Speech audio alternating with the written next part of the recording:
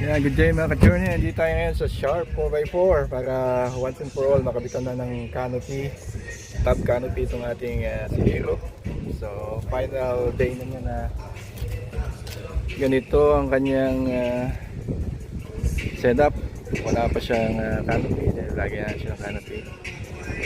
Ito sa Sharp 4x4 guys. So we're gonna siya mamaya.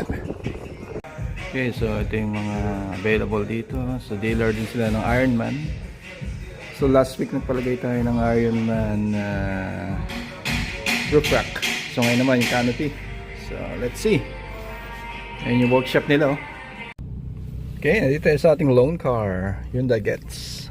So balikan na lang siya mamaya. For the meantime, let's enjoy our coffee guys. Ayan ang unit ko, installan. Wow, ganda, alukab. Ito yung mga ibang rig dito.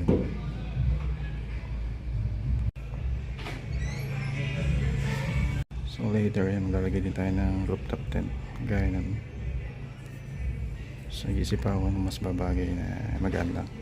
Awesome! New canopy!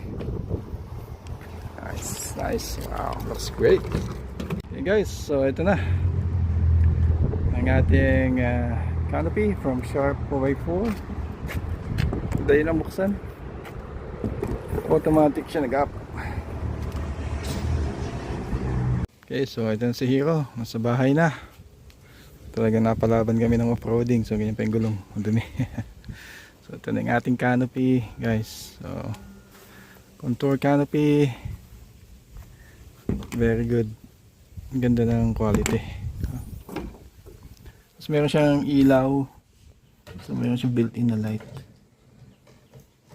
Ano to? Yan. So meron siyang LED light, tatlo, 1, 2, 3.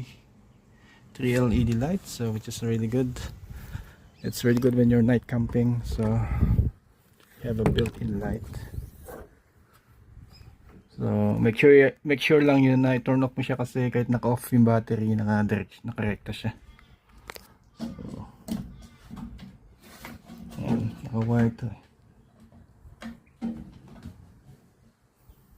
So meron siyang brake light. So very nice.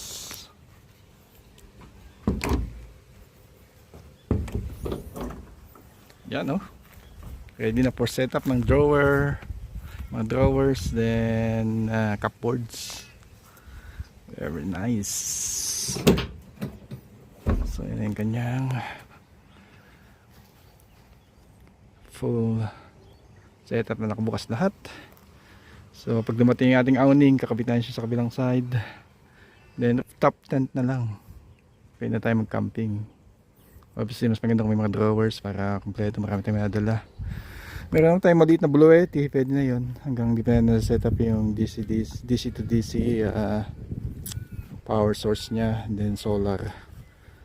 Then we can go anywhere na in Australia guys. Panalo. Woo! So maganda pa rito sa, kaya Alucab pinili ko kasi talagang tested na to. Matagal na tong brand na to guys, na almost 20 years na yata silang gumagawa ng canopy. So yung iba kasi flat pack, ina-assemble lang. Ito fully welded. So fully welded yan. So dineliver siya sa Australia na buo na. Yung iba kasi ina-assemble, so potentially pwede siya mag-leak. Then meron tayong mga dito rails. So pwede natin kapitin ng mga accessories. Ayan. Tinanggal nila yung rail ko dito. May rail ako dyan eh. Kinuha nila. Then kinuha rin nila yung aking sports bar. Babawin ko siguro yan. Yung kagandahan nito, meron siyang space dito. So, pwede mong linisin yung salamin mo. Yung iba kasi masyadong nakadikit. So, yeah. Tsaka isa pa, meron siyang pressure vent doon. So, para yung alikabok is hindi papasok sa loob. Kasi tutulak ng pressure palabas. Then, at the same time, meron siyang pet window doon. No? Pwede mo siyang buksan. Yung nga lang, yung sasakyan ko, wala siyang window dun sa likod. So, unlike yung ibang sasakyan na katulad ng Tacoma yata or F-150. So pwede mo from the inside the cab, pwede mo ipasok yung kamay mo rito kung may kukunin ka dito. So yun nga lang, wala kasi ito, plain na lang, pure glass lang siya. So wala siyang window doon. Okay sana makakapasok yung kamay mo rito. Yung ayos lang, at least may pwede ka magbukas dyan kung gusto mo pasingawin yung ano o kung ano man. Para hindi ka mainit, pwede mo siya yung buksan ng konti. So very nice yung strut nya, automatic siya nag-open. Then yung build nya, may mga ganito siya, no? Medyo exposed.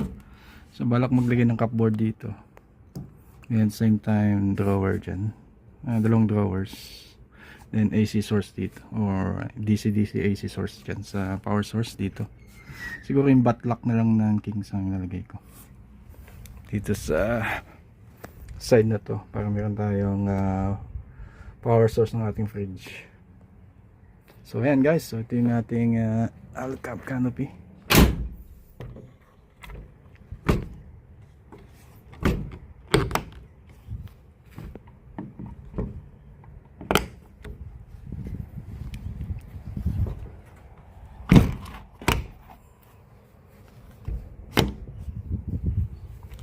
So universal key siya. So isang key lang pwede mo nang buksan and ilak yung mga doors natin ng mga windows. Then guys, sa bubong niya nagpalagay tayo ng dalawang load bars. So diyan natin ilalagay ang ihang or mamount yung ating awning, actually sa kabilang side. Pero pwede ka na maglagay ng rooftop tent dyan. Mas maganda siya dyan kasi naman doon ilagay. So kung may shower cubicle ka, pwede mo i-mount dyan sa roof rack, sa radio roof rack. Then din naman yung ating rooftop tent. So pakinahin, solid naman siya.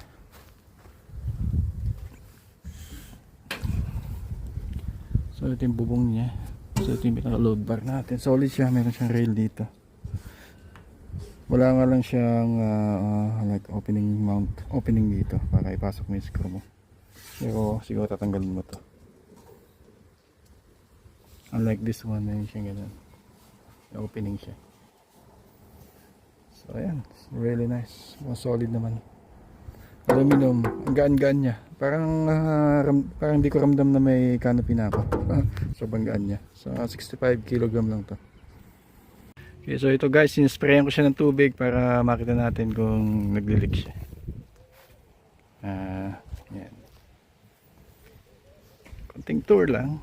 Yan yung ano niya. Ganda ng likod niya talaga. Classic yung itsura. So ayan, so kulang leak, panalo na. Of course, iba yung talagang buhos ng malakas na ulan kaysa sa konting spray ng hose. Yan o. Ayun, naglilig siya doon. Patay na. Normal naman yata yun. Na mga... Kasi hindi naman sealed yung pinaka-ingilid nung sa pickup. So, that's still good. At least nagpa-panel siya doon palabas. Basta wala dito sa gitna. Ayan, basta tuyo dito. Normal naman doon doon talagang daanan ng tubig. So far so good, I guess. So, ito yung mga bracing na ginamit niya. So solid naman, unlike yung iba parang nakaklamp lang. So maganda yung bracing.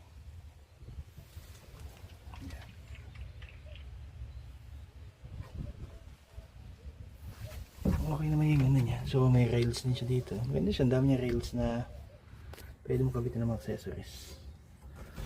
Yan. So meron siyang ginamitan niya ng washers para pumantay. Maganda yung pagkakagawa.